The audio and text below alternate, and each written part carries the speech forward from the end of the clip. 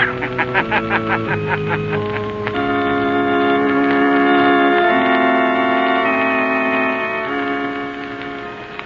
local blue coal dealer presents The Shadow. These half-hour dramatizations are designed to forcibly demonstrate to old and young alike that crime does not pay. Today, at the close of our Shadow adventure, we have a distinguished guest whom we are very anxious to present to our audience. Our guest is a very charming young lady who spends her time preventing crime. I know you will all be interested to hear what she has to say, so be sure to listen. Before today's exciting adventure with the Shadow, a word with you homeowners. Wouldn't you welcome steadier, more healthful heat throughout your home this winter? Wouldn't you like to put a stop to colds in your family brought on by on and off variations of heat? Then be sure to order Blue Coal next time you need a supply of fuel. It's America's finest anthracite. Your family will enjoy Blue Coal's dependable, even warmth. You will welcome its greater health protection and all-around economy. Ask for Blue Coal by name. It's the solid fuel for solid comfort.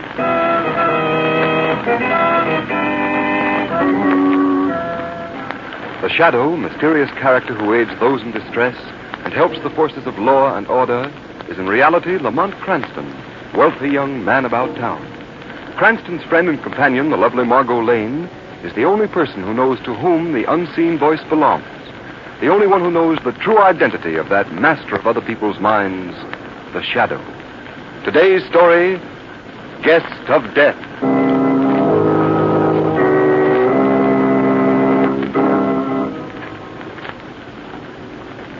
Guard, this is certainly a tremendous prison, isn't it? I had no idea it was so big. And this is your first visit here? Yes, Mr. Kesey. I'm in town on a convention.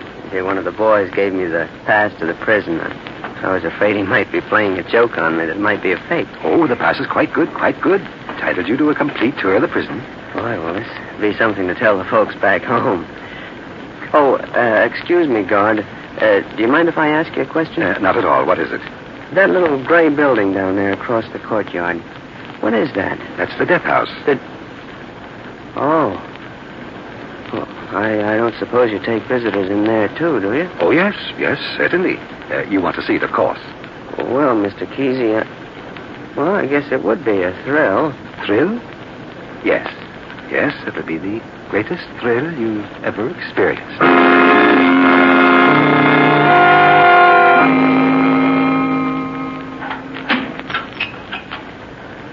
Now, here's the last site on your tour. Step right in, please. Thank you. What place is this, Mr. Kesey? The building you saw across the courtyard, the death house. Oh, I see. Oh, don't be afraid. Step right in. Oh, thank you. There, you see? It's not an unpleasant room at all, is it? Well, not in appearance, no. But, Mr. Kesey, when you start to think of the men that have died here, well... Oh, nonsense. Death is nothing to fear. There's a majesty and nobility about it that makes people's revulsion stupid. Those benches there are the observer's seats. Uh-huh. The pre-execution cells are just beyond that door. And this, as you see, is the electric chair. Yeah. Say, it's quite warm in here, isn't it? I suppose, a bit. This panel here is where the executioner stands. He holds his hand on the switch, and at a signal from the warden, he throws it in, like this. Oh, now, don't be alarmed. Shouldn't we leave now? First, of course, you'll want to sit in the chair? But no, I hadn't thought of anything like that at all. Oh, my. You're a timid soul. Why, this is an experience you'll never have again. Here, let me help you. Just sit right down. Well, if it's the customary thing, why... Of course, there you are. You see, nothing to it at all, is there? Imagine. Men have died just like this. Yes, men have died. Just like that. Here, I'll show you how it feels to be strapped in. Well, I can imagine how. There, the chest strap across here. You've drawn that a bit tight, Mr. Kesey. That took the wind out of me. That's the way it goes. Now, the right arm strap, like that. And the left. Oh, this thing certainly hugs a man close, doesn't it? Yes. It's a powerful embrace. Now we'll strap the left leg and the right leg like this. Now, there you are. Ready for the most noble and majestic experience of all. God. What do you mean? Death. No! No! Keep away from that! Don't!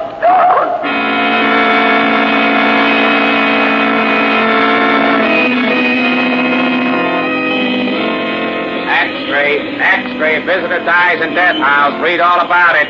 Visitor dies in death house. X-ray, visitor dies in death house. Read all about it.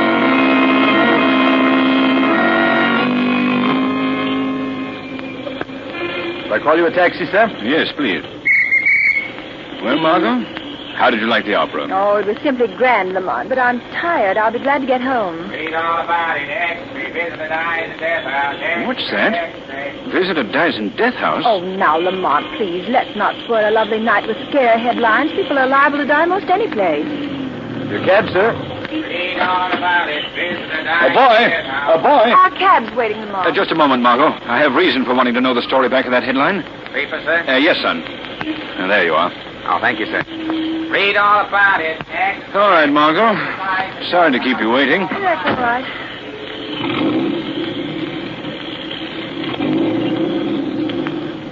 Oh, I know you're just dying to get to your story, so go right ahead, Lamont. Go ahead, read it.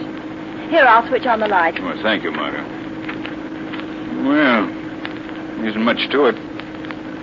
Newspaper's strangely brief. Merely the headlines and a 7-line box on the first page. What did it say? Well, simply that a visitor died in the death house on a tour of inspection. There doesn't seem much in that to excite the imagination of the shadow. I'm not so sure about that, Margot. Surely you don't see anything sinister in such a bare announcement, Lamont? That's just the point, Margot. The account is too bare. What do you mean? Well, the newspapers don't seem to know anything. And it says here that the prison officials are saying nothing. Oh, perhaps there's nothing more to say. There's an old proverb, Margot, to the effect that virtue rarely lies behind a tight lip. Well, I noticed that ferret gleam in your eye, so I might as well accustom myself to the idea that you're off on another adventure in crime. Yes, Margot. Off on an adventure that promises to be one of the most exciting I've ever had.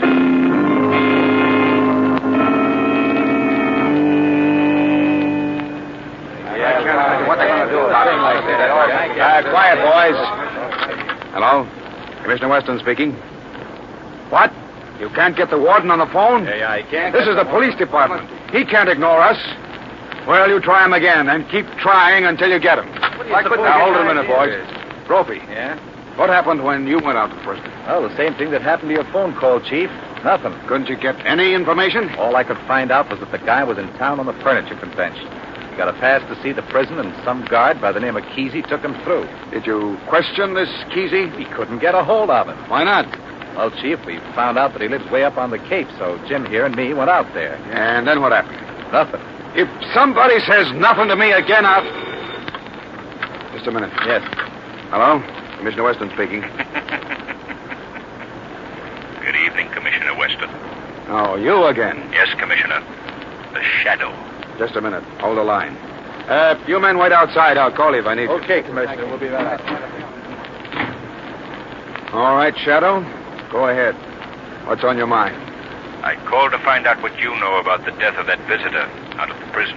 I don't know a thing, and I can't find out anything.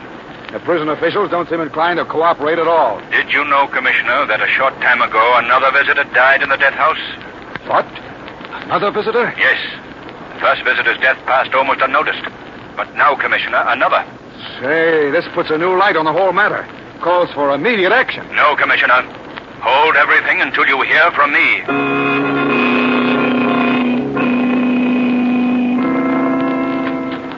Oh, hello, Margot. Come in. Hey, don't take your hat off. We're leaving right away. I just get to your house, and then we have to leave. What's all the haste about? We're driving up to the prison. Oh, Lamont, don't tell me you're still thinking of that visitor's death. Thinking of it. Margot, I've discovered some things that make me feel I've got a big job on my hands. For one thing, I've discovered that another visitor died in that same death house. I've come to the conclusion that there's only one way I can find out what's back of it all. And how is that? Here. You see this? It's a visitor's pass. Yes. I'm going up there and go through that prison, just as those other men went through, as a visitor. Oh, no. No, Lamont, you mustn't. I've got to, Margot. It's the only way. Well, I'm not usually given to superstition, Lamont, but there's something supernatural, something unearthly about those deaths. I don't want you to expose yourself to the same fate that overtook those poor men. I won't let you do it. Come now, Margot. Don't let this get the best of you. Oh, Lamont, I'm afraid. I'm afraid.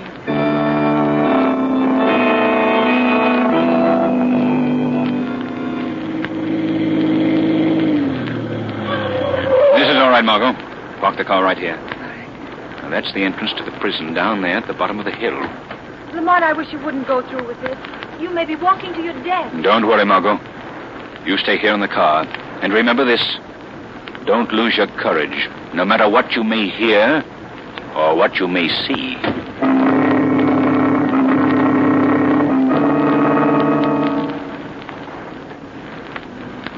Hello, Kesey. You here again? Yes, Mr. Harper. I'm taking this gentleman, Mr. Cranston, on a tour of our institution. You'll have to be searched, sir. Raise your arms, please.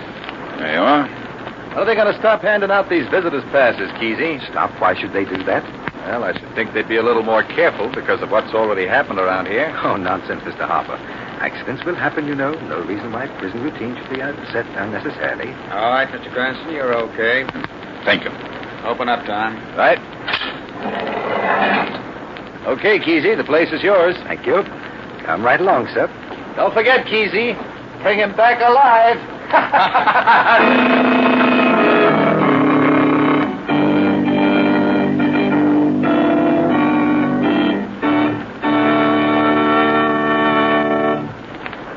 We return you to the second half of the Shadow's exciting adventure in just a moment. In the meantime, homeowners, let me remind you that there's one sure way to save yourselves time, trouble, and money in heating your homes this winter. And that's by insisting on blue coal when you order your next supply of anthracite. With blue coal, you'll get steadier, more dependable heat at far less heating cost.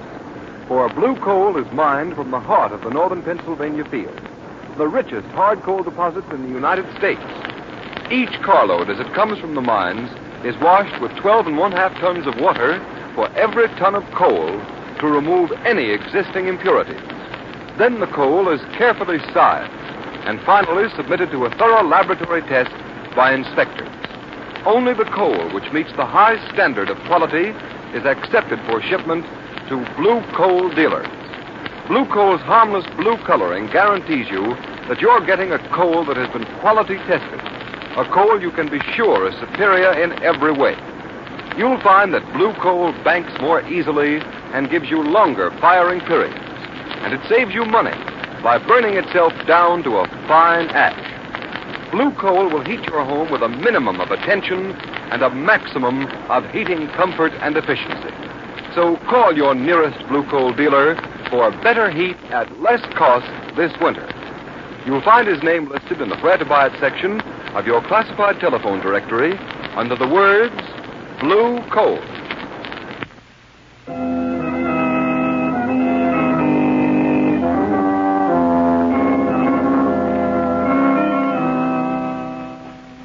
So, this is the death house, eh, Kesey? Yes, Mr. Cranston. The end of your prison tour.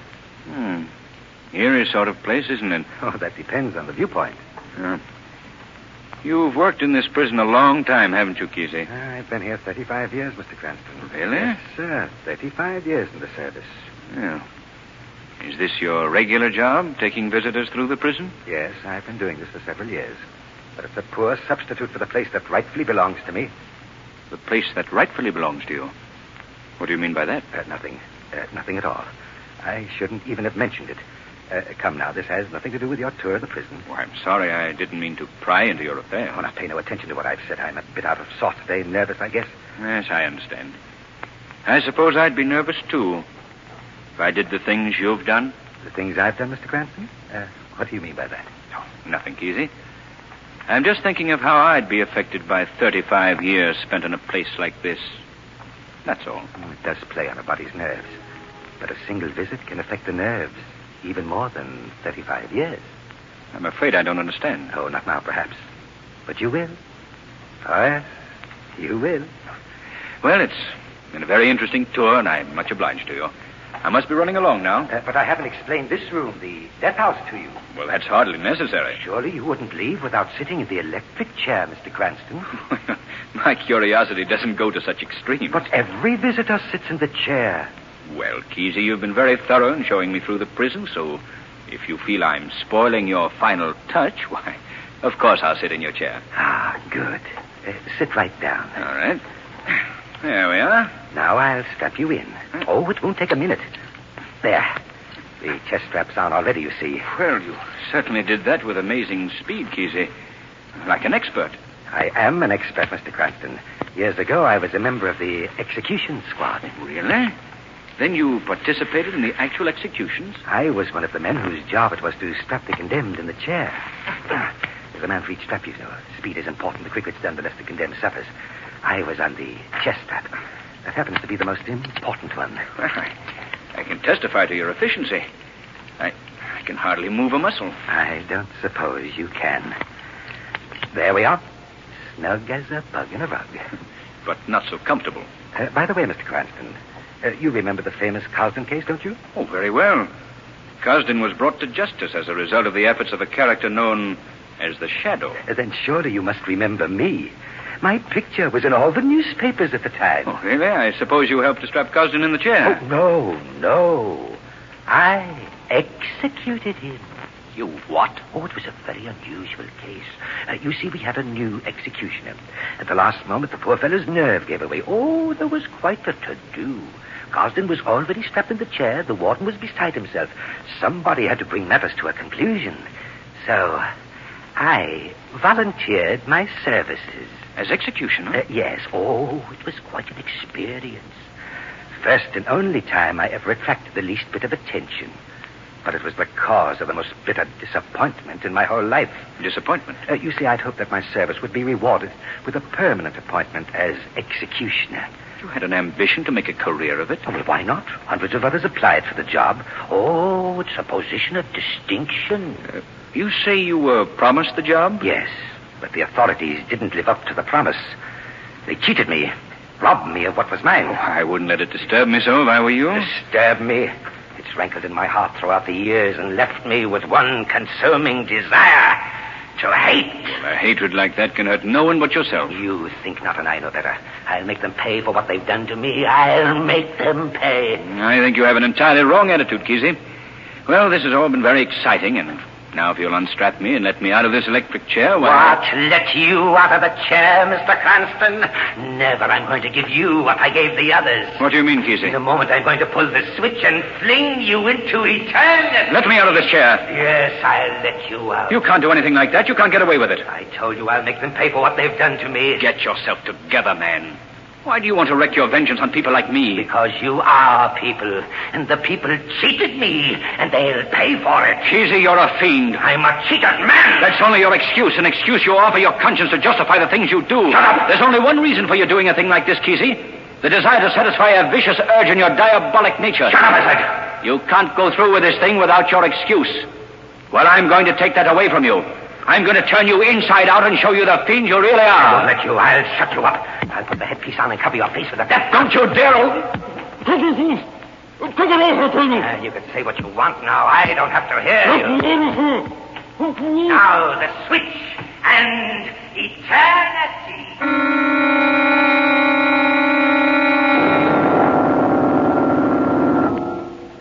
You wanted to get out of the chair.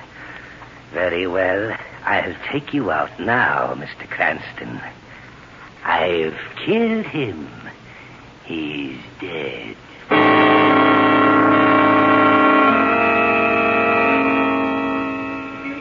Hey, lady. You can't park here all day. You'll have to move along. I'm waiting for a friend, officer. Don't you know you're not allowed to park within 500 feet of a prison? But my friend should be along any minute now. Where is he? He's in the prison. He's a visitor. Visitor. Did you say he's a visitor? Yes. What's the matter, officer? Why do you stand there like that? Tell me what's the matter. Officer! Oh, Lamont. Lamont.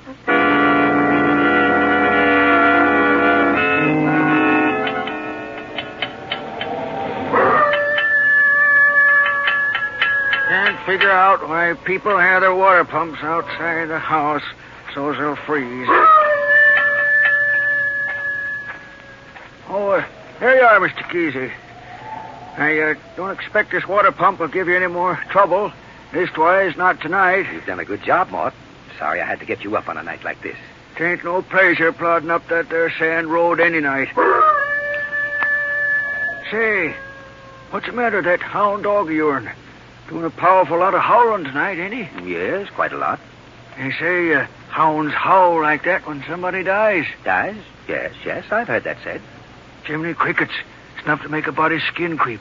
You don't suppose he sees something, do you? A spirit, I mean? No, it's nothing. Forget it. Don't reckon even spirits would come up here. Does he often howl like that? I've only heard him do that twice before. Tonight makes the third time. Well, there's your water pump, fit and fine, Mr. Kesey. I'll be getting on down to home now. Good night to you. Good night, Mort. Rex, here. Come here. In the house with you. Go on. Get. Enough of that now. Lie down. Chicken-hearted old hound. Just like a human, you fear death, too. That fool, Mr. Cranston, I sent to eternity today, he was afraid of death. But that didn't save him. He's no more. He's dead. And I'll send many others after him. What was that? Who's there? Who's out there? Is that you, Mort? No, Kesey. Mort is well down the hill now. There's nobody out there. I'm right here, in your house. Right here in the room with you. I know where you are. You're in this house. You see, I'm not in the closet. I'm right here, behind you. Who are you? What do you want? You, Kesey. I've come for you. Don't you touch me. Don't you come near me. Surely you're not afraid of death. Death? Remember, only fools fear death, Kesey. Get out. Get out. I'll brain you. I'll kill you here. You have a poor aim, Kesey. Get out. Get out. You see, it's useless, Kesey. You can't destroy what you can't see. Why have you come here? To end your criminal career. I've committed no crime. I'm going to make you confess to the murder of those innocent visitors at the prison. I don't know what you're talking You about. cannot lie to me. I know. You killed those men in cold blood. That's a lie. I'll admit you're clever. You did your job with fiendish genius. But you're at the end of your rope, Kesey. The only hope left for you is to confess and clear your soul. Oh, no, I'll admit nothing. Leave me alone. I won't confess. Oh, yes, you will. I'm not through with you yet. Look, Kesey. In this corner of the room. Right here. That's it. Now watch carefully. And you'll see someone you met not many hours ago. Look, Kesey. Look. Cranston. There. Now you see standing before you the man you strapped in the chair a few hours ago. Go away. Go away. You're dead. You're dead. Confess, Kesey. I killed you. You're dead. Confess. I won't. Go away. Confess. Wait. Confess. All right. I did. I killed him. But I'll never be taken alive. Never. Ah!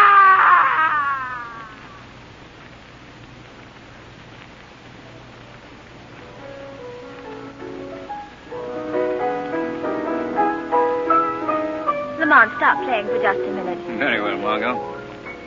No, I can't understand how Kesey could have hidden his crimes for so long. It's quite understandable, Margot. Each of Kesey's victims seemed to have died from natural causes. But Lamont, Let me explain, Margot. You see, Kesey was somewhat of a student of the psychology of fear. And this knowledge and the victim's natural fear of a factual instrument of death, the electric chair, enabled Kesey to produce a fear paralysis that stopped the hearts of his victims.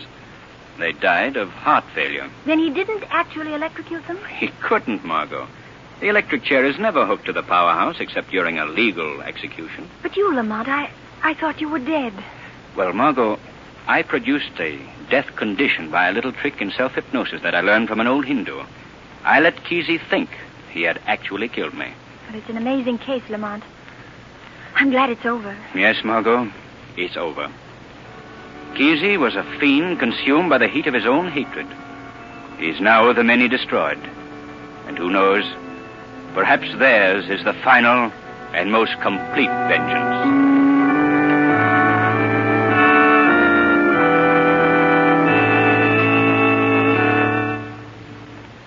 In a In a moment, we shall present to you our charming guest of the afternoon. But first, here's John Barclay, Blue Coal's heating expert, with an important message. Thanks, Ken Roberts. Friends, I'm not going to do the usual thing and remind you just how many days are left before Christmas. But I do want you to know that a Blue Coal heat regulator is one present a man can give that he and everyone in his family will certainly appreciate this year and in the years to come. A Blue Coal heat regulator is a thermostat which automatically controls your furnace dampers. It enables your family to keep the entire house at just the temperature they wish, day and night, by simply raising or lowering the thermostat control. And a Blue Coal heat regulator is one present which will pay for itself in the long run.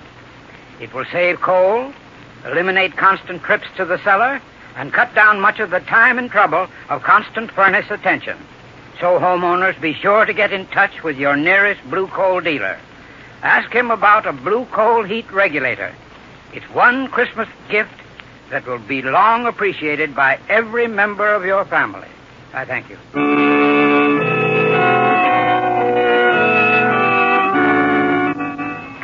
Ladies and gentlemen, the sponsors of The Shadow are extremely happy to introduce to you a young lady who devotes her time to the problems of New York City's maladjusted families, from which so often spring undesirable citizens and lawbreakers.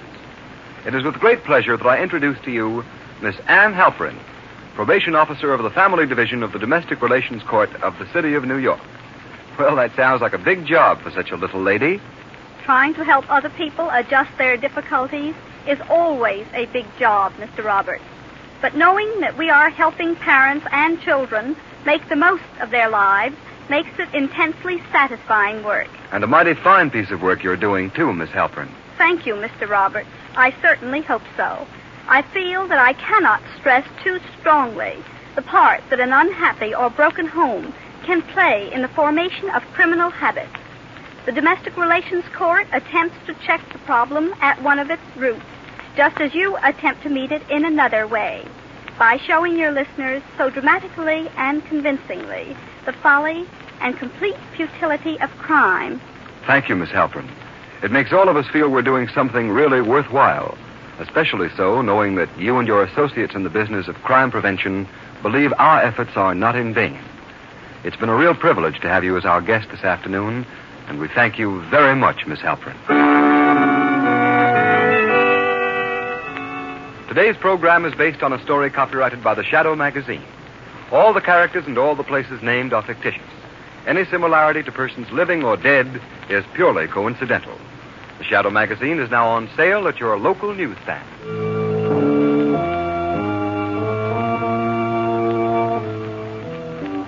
The weed of crime bears bitter fruit. Crime does not pay. The Shadow knows. Next week, same time, same station, Blue Coal, America's finest anthracite, will again present another thrilling adventure of The Shadow. Be sure to listen and be sure to burn Blue Coal.